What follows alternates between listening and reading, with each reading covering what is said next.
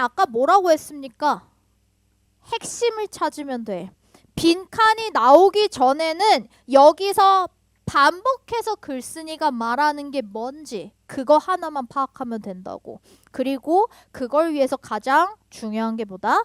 첫 번째 문장이라는 놈이야. When we narrow, 우리가 좁을 때 좁다는 게 무슨 말일까 생각하면서 봤겠지. We are redirecting all of our computing power. Computing power 뭘까? 컴퓨터? Compute가 뭡니까? 계산이야. 계산하는 능력, 즉 인지 능력을 뜻합니다. 우리의 모든 인지 능력을 redirect, 방향을 틀어서 집중을 시킨다라는 거야. The handful of processes that matter. 우리 matter이 동사로 나올 때는 굉장히 중요합니다. 왜냐면 중요하다라는 뜻이거든. 장난이고요. 중요하다라는 관계대명사 대세 걸린 중요하다가 얘를 꾸며주는 형태라고 보면 돼. 선생님이 해석에서 되게 중시하는 게 뭐냐면 우리가 단순히 한국어로 번역하는 게 아니라 이게 정말 무슨 의미인지를 이해하자라는 겁니다. 그럼 봐요. handful이 뭡니까? handful. 내가 손으로 잡을 수 있는 수야. 손에 잡을 수 있을 정도? 손가락으로 꼽을 수 있을 정도? 많은 거예요? 적은 거예요? 적은 걸 얘기하고 싶은 거야.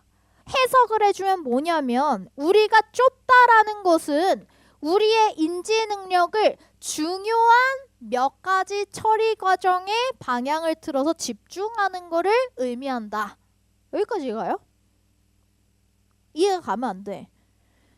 평가원에서 이해하라고 낸 문장이 아니에요. 우리가 핵심을 파악하려고 첫 문장을 봤는데 첫 문장이 어려운 경우가 있단 말이야. 그러면 어떻게 한다고? 많은 친구들은 여기서부터 아씨 말렸네. 다른 문제부터 풀까? 이렇게 나온단 말이야. 근데 그럴 필요가 없다. 어차피 얘가 하고 싶은 말은 여기서도 할 거고 여기서도 할 거고 여기서도 할 거고 여기서도 할 거거든. 첫 문장이 핵심이고 뭔가 일반적인 얘기를 한다라는 게 보일 거예요. 여러분들이 이 문장을 한 번에 읽고 이게 무슨 내용이구나라고 확신하면 베스트. 근데 그러지 못했다 해도 상관이 없다. 다른 내용으로 힌트를 얻으면 된다. 두 번째 문장이에요. 이번 6평에서 정말로 중요하게 보고 있는 표현이 하나 있습니다. 그리고 이거 다음 문제는 이 표현 하나로 그냥 풀리는 문제가 있어. 그 표현이 뭐냐면요. as if입니다. as if가 무슨 뜻이죠? 뭐뭐처럼. 비유를 할 때 쓰는 말이야. 이 비유 안에는 이 핵심을 그대로 얘기하진 않겠지만 이 핵심을 유추해낼 수 있는 비유적인 예시가 나온다고 보면 돼. 이 안에는 뭐가 있을 거야? 비유와 예시가 있을 거야. 그리고 이거는 스페시픽한 거예요. 구체적인 내용이에요. 원래 핵심을 찾을 때 구체적인 내용을 다 볼 필요는 없어. 근데 내가 이 핵심 문장이 무슨 말인지 잘 와닿지 않으니까 그럴 때는 얘를 도움을 받을 수가 있다는 거예요. 작년 수능부터 작년 9평부터 되게 중요했던 문법적인 포인트가 하나 있어. 계속 안 나오다가 갑자기 나온 어법 포인트가 하나 있다. 뭐게요? 뭐냐? 가정법이야. 가정법. 선생님이 사실 작년에 수능에서 가정법이 나올 거라고 예측을 했거든요. 갑자기 작년 9평에 가정법을 활용해서 쉽게 풀 수 있는 순서랑 삽입 문제가 나온 거야. 그래서 갑자기 왜 이렇게 가정법이 나오지? 했더니 어법에서 또 가정법이 나오더라고요. 그리고 봐. 이번 6평에서도 as if라는 놈이 나왔단 말이야. 일단 얘 무슨 뜻이야? 뭐뭐처럼이라는 뜻이야. 내가 예를 들어서 이렇게 얘기했어. 너 참 꽃처럼 아름답다. 얘 꽃이에요? 얘는 아름다운 거지 꽃이 아니야.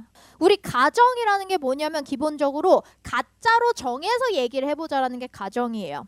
그렇기 때문에 여러분 들어봤을 거야. 가정은 사실과는 반대다. 그래서 여러분들이 as if를 보고서 또 떠올려야 되는 게 뭐냐? 사실과는 반대인 가정이라는 거야. It's as if to help with our slow Wi-Fi, we disconnect our phone and tablet just so that our video conference call won't lag. 해석을 해보면 이거야. 와이파이가 느려. 열받죠? 와이파이가 내 핸드폰이랑 타블렛이랑 화상회의를 하고 있었던 컴퓨터에 다 연결이 되어 있었던 상황이야. 그랬더니 화상회의가 끊겨. 그러면 어떻게 해야 돼요? 핸드폰이랑 타블렛의 와이파이를 끊어내죠. 와이파이가 3개에 연결되어 있었던 거 2개를 끊어버리고 하나에 집중하게 만드는 상황이 되는 거지. 그쵸? 이거 뭐에 대한 비유라고요? 앞에 나온 내용에 대한 비유라는 거. 이거를 토대로 이 도움을 받아서 이걸 이해해보자라고 했잖아. 그러면 이 위의 내용은 뭐가 될 거야? 내가 뭔가 좁게 본다는 거는 뭐 하나에만, 중요한 것들에만 집중을 한다라는 걸 의미한다는 거예요. 이 문장, 글쓴이가 하고자 하는 말이 이 문장입니까? 이 디지털 기기에 대한 내용을 얘기를 하고 싶은 거예요? 아니죠. 이거에 대해서 비유로 설명을 하려는 목적이거든. 여러분들이 절대 골라서는 안 되는 선지가 뭐가 되는 겁니까? 2번이에요.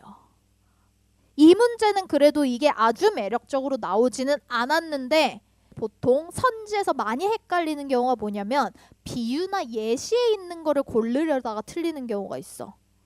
왜 비유나 예시에 있는 건 답이 될 수 없죠? 핵심이 아니니까. 스페시픽한 내용이니까. 비유 속 표현이잖아 이거는. 답이 될 수가 없어. 여기에서는 제너럴한 걸 파악하는 게 중요하거든. 크게 생각하는 게 중요한 거야.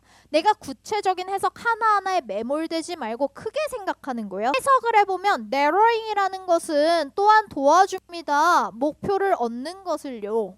이 얘기란 말이야. 이걸 크게 생각해보면 어떻게 정리할 수 있을까요? 어떤 단어를 봤을 때 너무 구체적인 뜻에 매몰되지 않고 크게, 한마디로 뉘앙스와 느낌을 보는 걸 연습할 거거든.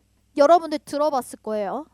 많은 글들이 비교와 대조를 취합니다. 왜? 그렇게 설명해야 명확하니까. 이분법적으로 보는 연습을 할 거고 그 이분법적으로 보는 거의 출발점은 뭐냐? 뉘앙스 플러스 마이너스부터 시작한다고 보면 돼. 이 narrowing이라는 거, 하나의 초점을 맞춘다라는 것이 뭔지는 몰라도 도와준대요. It cuts out all of the other distractions. distraction 하면 뭡니까? 주의 집중을 방해하는 겁니다. 좋은 거예요? 안 좋은 거예요? 안 좋은 거야. 이 안 좋은 거를 잘라낸대, 없앤대. 그러면 봐요. 없애는 거 제거니까 마이너스야. 마이너스 곱하기 마이너스 뭡니까? 여러분들 수학 잘하잖아요. 플러스가 되는 거죠. 두 번째. When we home in, we increase motivational intensity. 동기적인 집중력을 높여줍니다. 좋은 거예요? 안 좋은 거예요? 좋은 거. 우리는 크게 퉁치자고. 이 내용 뭐야? narrowing이 뭔지에 대해서 설명했고 그게 좋다라고 얘기하고 있다고. 내가 이런 단어 하나 모른다고 해서 별로 쫄 필요가 없다는 거예요. 여기는 제너럴한 것만 볼 거니까. 이제 뭐가 왔어요? 빈칸 문장이 왔어요. 여기서는 우리 어떻게 하자고? 집중하자고. The trade-off can be worthwhile. 우리가 필요한 부분은 표시를 하는 게 좋다. 그래서 선생님 표시를 꼭 하라고 하는 게 딱 3개인데 첫 번째가 여기서 나옵니다. 뭘 것 같아요 여러분들? But however 이런 애들 있죠. 역행, 역접의 접속사들인데 얘네들은 여러분들이 반드시 체크를 해야 되고 여기서 어떤 패턴으로 평가원이 출제를 했는가 그리고 이 패턴은 어떻게 응용이 돼서 나올 수 있는가 그거를 알려줄 거란 말이야. 이 문제가 왜 오답률 1위일지 한번 생각해 보자는 거예요. 여기서 이 문제가 어려웠던 포인트를 알려줄게. 일단 우리 빈칸 문장에 but과 같은 역접, 역행의 접속사가 나왔을 때 이때 우리 행동 강령을 정리해 주겠습니다. 뭘 봐야 되냐면요. 빈칸이 but의 앞에 있느냐 뒤에 있느냐. 빈칸의 위치가 어디 있나요? 뒤쪽에 있어요. 내가 앞에 있는 내용으로 답이 안 보이면 사실은 여기에 힌트가 있는 게 아닌데 이렇게 생각한다고. 내가 제대로 안 읽었나 보다. 또 읽고 또 읽고 또 읽어. 근데 여기도 글이란 말이에요. 그리고 요즘에 뭐다? 빈칸 뒤에 힌트가 있는 경우가 많아. 이 빈칸 문장을 보고 우리가 어떻게 뒤에 힌트가 있는지를 알 수 있는가를 볼게요. but이 왜 중요하냐? 일단 이 역행의 접속사의 기본 원리는 대조입니다. 앞과 뒤가 뭔가 다른 내용이 나올 거라는 거예요. 여기서 한번 잘리는 뉘앙스란 말이야. 이 내용이랑 뭐가 대조될지 모르는 상황에서 이 내용 가지고 풀 수가 있을까 없을까? 없다는 거야. 여러분들이 생각하기 복잡하면 여기 써놓으세요. 우리가 항상 역행의 접속사에는 세모를 쳐놓을 거고 얘는 적어도 뭘 알려주는 거냐면 이제부터 정신 차려라. 이걸 알려준 거야. but 뒤에는 조금 더 신경 써서 보자는 거야. but 다음 내용을 봤더니 when we 빈칸 we start to miss cues and signals. 우리가 어떨 때 우리는 어떻대? 구체적으로 해석할 필요 없어. 뉘앙스만 보자고. 플러스 마이너스만 봐. 미스가 나오면 무조건 마이너스야. 놓친 거거든. 우리가 찾아야 되는 빈칸은 뭐냐? 어떨 때는 마이너스인지를 찾아야 되는 거야. 근데 여기에는 무슨 내용만 있어? 플러스의 내용만 있단 말이에요. 빈칸에 대한 힌트를 찾을 수가 없다는 거죠. 어떨 때 마이너스인지를 보여주는 문장을 찾아서 밑줄 쳐보겠습니다. 어떨 때 마이너스다. 구체적인 해석 중요하지 않아요?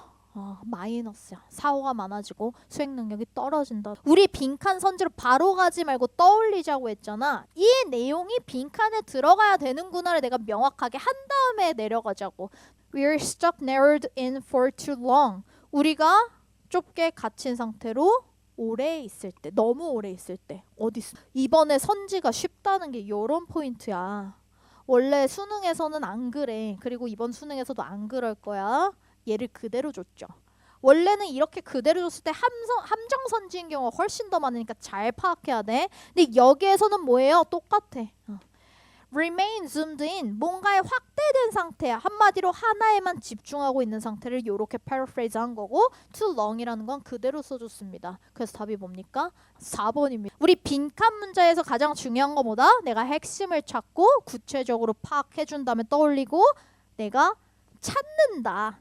그냥 하나하나를 다 읽을 필요가 없이 그냥 찾는다. 오케이?